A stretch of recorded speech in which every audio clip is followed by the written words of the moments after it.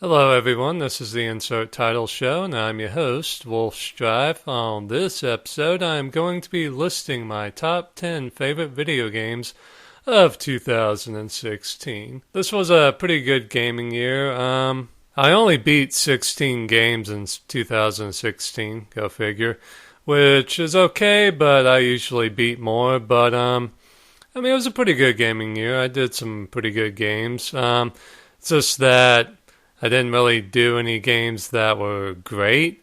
Like 2017, I'm expecting to beat a shit ton of games and a lot of great games. So I'm really looking forward to 2017. But as far as 2016 goes, it was pretty damn good. So I guess let's get to my top 10 favorite games of 2016. Okay, number 10, we've got Ultimate General Gettysburg. This game was pretty good. I'm a big Civil War buff, so anything involving the Civil War and especially Gettysburg, I'm going to look at and definitely get into. It was definitely a low budget, small crew game, so I definitely respect the game makers for making a pretty good game with such a small budget and such a small group of people. And it's a pretty good game. It's pretty impressive how big the battles can be. Like you can actually do Pickett's Charge with I don't know, 25,000 men on each side. I mean, it's pretty damn big. It's just, I would have liked to have been able to micromanage units and stuff a little bit more. Like in the game, you command brigades, and I'm used to commanding battalions like in Waterloo, Napoleon's last battle. You get to command battalions and stuff, like so that you can really get in there and do the nitty gritty work of the battlefield. And I think in Sid Meier's Gettysburg you were commanding regiments, so that gave you a little more flexibility. But in this game, you're basically just commanding brigades, which it's okay. It's just not let me micromanage the battle like I would like to. Like, you can't tell a whole brigade to go into skirmish formation when you're attacking an artillery battery. So basically, your guys just line up in line of battle and get shot to hell by artillery pieces. So that kind of bugged me. But yeah, overall, it's a pretty damn good strategy game. And I think the guys are working on a bigger Civil War game right now, so I'll definitely check that out when they are done with it. So, yeah, overall, Ultimate General Gettysburg was a pretty good strategy game. I just would have liked to have been able to, get in there, micromanage things a little bit more, but it's pretty good. Okay, number 9, Saints Row Gat Out of Hell. This was very funny, very fun, and I'm a huge fan of the Saints Row series. So this one fit right in with the other ones, even though it was in hell. It was very fun to play. In certain parts, the game was just freaking hilarious. Well, I mean, the Saints Row series overall, I think, is the funniest video game series of all time. I mean, it's not even close. I mean, these games are just hilarious. Basically, what happens is our character from Saints Row 1 through 4 gets kidnapped by Lucifer, and Johnny Gat's got to go and save basically our character. And the cool thing, too, is if you have a Saints Row 4 save, Gat Out of Hell will actually load our boss character from that, and so that you actually get to see your character being kidnapped by Lucifer, so that's kind of cool. So we're trying to save our character the whole time. And it's a pretty short game. I think I beat it in 6 hours, but it was really fun, very funny, and hopefully it's not the last Saints Row game, but if it is, it's a pretty good one to go out on. Okay, number 8, Assassin's Creed Revelations. This one was pretty good. Basically, you're dealing with Ezio in his later years, and most of the game takes place in Istanbul, which was pretty freaking cool. I really enjoyed the costumes. The city of Istanbul was pretty freaking cool. Some of the mini games were cool, there was a tower defense mini game or whatever the hell you want to call it. That was pretty cool. I really enjoyed the relationship between Ezio and I think her name was Sophia. Yeah, it's been a couple of months since I beat it, but yeah, I think that was her name.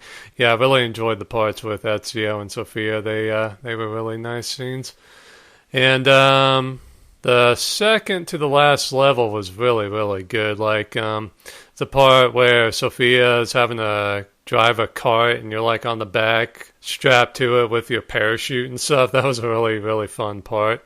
The only problem I really had with the game was that it was kind of boring in some parts, and there wasn't really a villain throughout most of the game, so that kind of made you feel like, okay, I don't really know what I'm fighting against here, so it just kind of made it boring.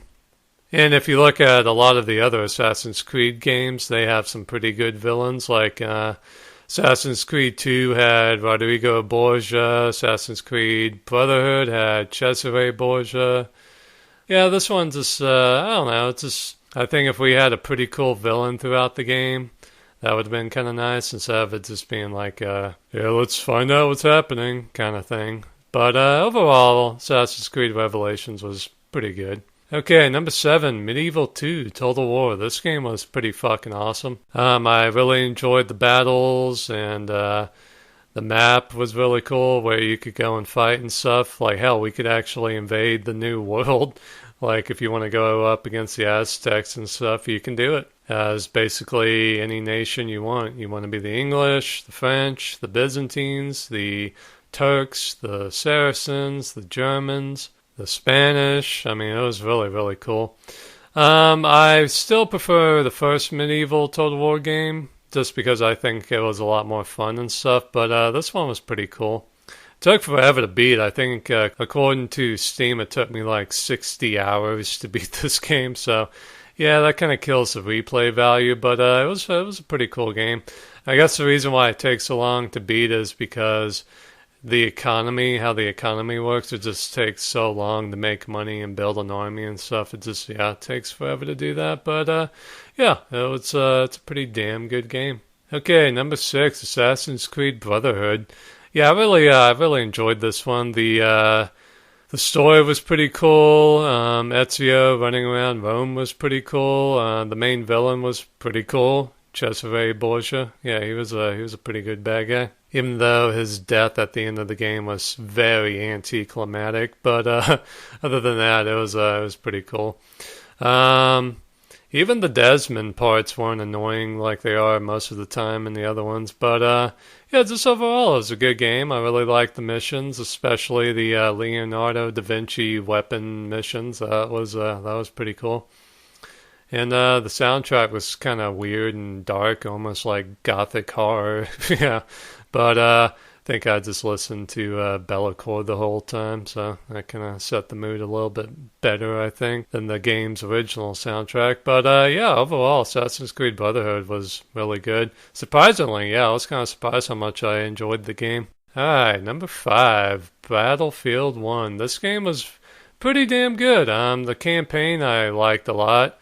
It was short, but nice. I still wish they had a Central Powers campaign for it, but being the Allies was pretty cool. I really enjoyed the story and the pilot part of the campaign. Can't remember what the hell that was called, Aces High or whatever. Oh, Friends in High Places. Yeah, I really enjoyed the story in that one. And, the other missions were pretty good. I guess my problem with the campaign was a lot of it was the same old stuff I've been doing in war games, especially first-person shooters for like the last 15 years. I mean, a lot of the stuff you do is the same stuff that you did in Medal of Honor games and, other Battlefield games. But overall, it was a really good campaign, and naturally the multiplayer is freaking awesome. Oompy and I have been playing the hell out of that. Not as much nowadays, but I think with new DLC and stuff, the game's just going to get better and better. So yeah, Battlefield 1 is pretty freaking awesome. Okay, number 4, Philion 2. This is a indie game on the Xbox 360, and I really love this game. Philion 1 and 2 is probably my favorite indie game on the 360, maybe other than Avatar Legends. That was a really good game too. But yeah, Philion 2 is really cool. It's not really a sequel to Philion 1. It's kind of a part 2 because Philion 1 kind of ends on a cliffhanger and then part 2 takes place like 5 minutes later. It's basically an old school RPG game, kind of in the vein of the old Final Fantasy games. So if you like the old Final Fantasy games and that kind of RPG kind of setup, then you're really going to like this one. The story's really good. The characters are cool. The gameplay is nice. I really like that old school RPG setup. And yeah, it's just a really, really good game. Okay, number 3, Titan Quest. This was a bit of a surprise hit for me this year. Yeah, I just came across it at like a thrift store in their PC game section. I was like, okay, I'll check this out. And 42 hours later, I beat it, and I was like, damn, that was a fucking awesome game. Just a very epic game. Like, this is a really, really big game. Basically, you start off in Greece, then you go to Egypt, and then you go to China, then you finish the game up in on Mount Olympus, I think. And it's got a pretty interesting story. The main character doesn't talk, but the story's still pretty cool. The gameplay is pretty cool. It's kind of like a Diablo, I guess, kind of setup. But yeah, it's a really cool game. Very epic, like I said. You get to kill a lot of monsters and do a lot of crazy stuff. And yeah, Titan Quest is really, really good. I would say definitely the most epic game I beat this year. Okay, number 2. This is kind of a surprise, even for me. Tekken Tag Tournament 2. This is one of the best fighting games I've ever played. It's fun. It's very visually appealing, like a lot of colors and just everything looks great. And it's just fun. Like, I mean, the music's fun, the combat's fun, the end movies are very funny and very well done. I mean, it's just a very awesome game. Yeah, I would say this is probably my second favorite Tekken game, give or take. I think Tekken 3, though, is still the best fighting game of all time. But yeah, Tekken Tag Tournament 2 is definitely one of the best fighting games of all time. So yeah, I would definitely recommend you check this out if you like fighting games. Okay, number 1, Uncharted 4. This game is really, really awesome. It's not a perfect game. I mean, I definitely have some qualms with it, but overall, I mean, it's just a very awesome game.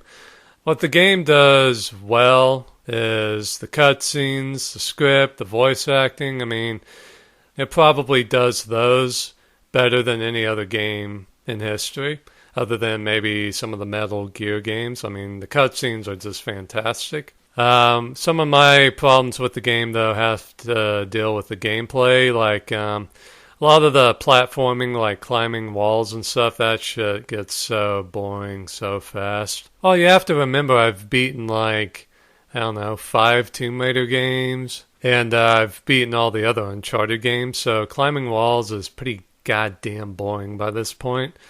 And the shooting in the game is I mean, it's not really exciting, and the game isn't really violent enough to be stimulating. It's just kind of I mean, the climbing the walls and the shooting bad guys parts of the game are, I feel like they're kind of like obstacles in between the parts of the game I really like. Like, I kind of just want to climb the wall to get to the next cutscene, you know? Or I want to shoot these bad guys to find out what's around the next corner, you know? They're just kind of obstacles. Now, that said, there are some really awesome gameplay moments. Like, I really, really love the Madagascar part of the game. You get to drive your Jeep around Madagascar, and then you get to go into, I think it's Kings Bay or whatever, one of the big cities there. And the puzzle there is really cool. You're like having to climb a clock tower and stuff. And then after that, it's like a high-speed chase through the city and stuff. And that's one of the best levels in video game history.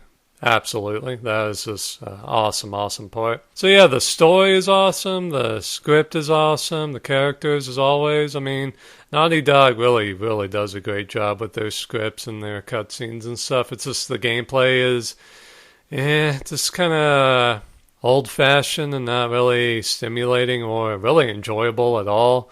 I mean, the puzzles in the game are okay, but they are a little simplistic, I think. So it's just kind of like, Like I said, they kind of feel like obstacles to the great parts of the game. Like, I just feel like maybe this game would have been a better movie or something than a video game, just because the action scenes, for the most part, are just kind of boring.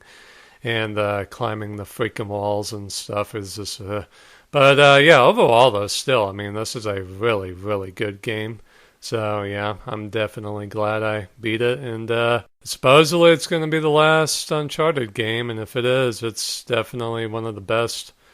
I can't really make up my mind which one I like the most, though. It's definitely between Uncharted 3 and Uncharted 4.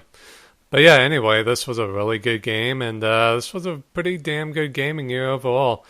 So take it easy, people, and hopefully 2017 is way better than 2016 as far as video games go. So yeah, take it easy and have a good New Year's.